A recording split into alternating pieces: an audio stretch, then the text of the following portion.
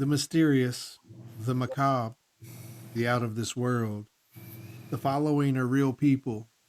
They have real stories, and they've had real encounters. Here tonight on Newsworthy, 2 words and 2 question marks.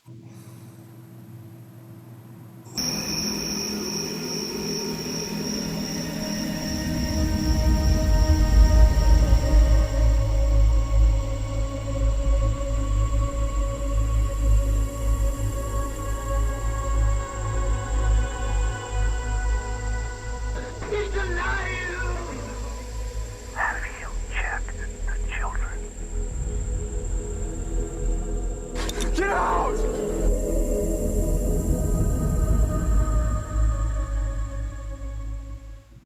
Hello and welcome. In tonight's episode, Jerry has our very first interview from the Upper Cumberland Bigfoot Festival last year.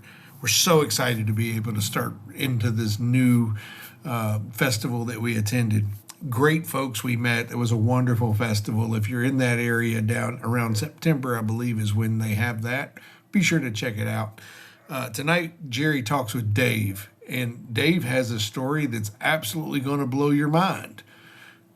It's quite the... Hello, it's Jerry. We're back here at the Upper Cumberland Bigfoot Festival. Beautiful day, beautiful fairgrounds here. If you ever have a chance in the future to come down for the festival they have here, it really is a wonderful festival. We've been fortunate enough to have a gentleman stop by and share his story with us, and he's willing to share it with you guys as well. David, thank you for stopping by, and all of our listeners would love to hear the story that you have been telling us about. Okay, so anyways, I'm in my late 50s now, but when I was 16 years old, a friend of, this is in Tennessee, so a friend of mine I went to high school with, we're standing outside, it's nighttime, talking about girls or whatever 16-year-old boys talk about. Probably girls then. Yes, yes, when we see a light high in the sky, and it's moving at directions that are we know is not a helicopter or a plane. It catches our attention, and it is moving in directions that Planes can't go. yeah, it's very, very strange. So we're watching, mesmerized, and then it goes directly above our heads. Now it's very high, but it went straight above us, and then it came straight down at supersonic speed. And I knew exactly where it landed because I played there as a child. So I told my buddy, I said, to get there, we'll have to walk through some woods. I said, we'll go tomorrow morning and we'll investigate. So the next morning we go out to investigate. We walk through the woods. We get there, and indeed it's an unkempt field with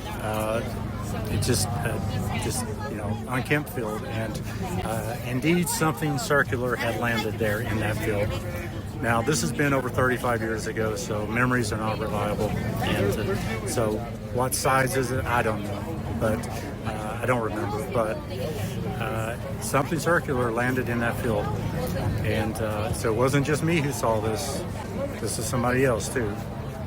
You ever talk to him, by the way, anymore? No, You ever go over the incident? After graduation, we went our Lost separate touch, ways. Yeah. So anyway, so I ended up living my life and listening to different, conspiracy channels, just different channels, and I've heard about people having a dream very similar to the one I had, and the people who had this dream, from what I have heard, claim to be Rh negative blood type. I am Rh negative blood type. So I'm going to guess this dream was, 15 years ago. I don't remember. But in this dream, I was almost in a state of paralysis.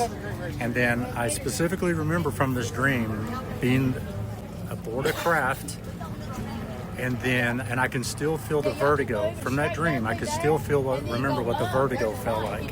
Even after you woke up? Yes, I can remember it now because that's how powerful this dream was. So next thing you know, I am in a room and there are two young girls who are they're not human, but I can tell they have my features. And I was told these are your daughters.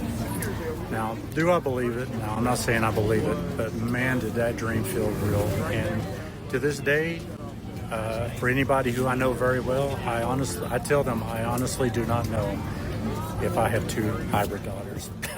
So I'll just leave it at that. It's not a dream you're going to forget. No doubt about that. No, and but the fact that it felt so real was the reason that it had such a profound effect upon me. But then, and I still would not have thought anything of it until I've heard other RH negatives claiming to have a very similar dream, and so I'm like, okay, I don't know what this world is, and that's my story. I don't know what this world is. I'll leave it at that. David, we certainly appreciate you stopping by and sharing your story. Yes, sir. That is one of the more unique, interesting stories that I've heard. So, absolutely thank you. We certainly appreciate it. Yes, sir. If you've ever had an encounter of any variety, aliens, ghosts, Bigfoot, any other cryptid, we want to talk to you. Please reach out to us at our website, newsworthywithsteveandjerry.com. We want to hear your story and we want to share it with the world. And Jerry, if you can't see the light, Be the light.